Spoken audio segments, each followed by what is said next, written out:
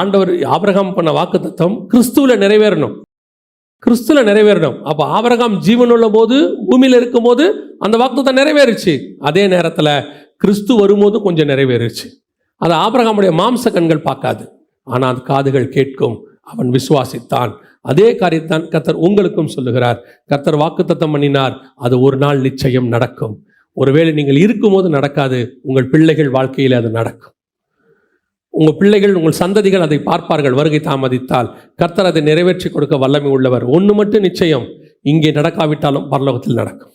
சிலர் சொல்கிறாங்க, ஆண்டவர் எனக்கு வாக்கு பண்ணியிருக்கிறாரு, அது நடக்காமல் எப்படி வருகை வரும்? ஆண்டவர் தான் எங்கிட்ட சொல்லியிருக்கிறாரு. ஆண்டவர் சொல்லியிருக்கிறாரு, அதை வருகைக்குள்ளாக நிறைவேற்றணும்னு அவர் உங்களுக்கு காலகட்டம்லாம் சொல்லலை.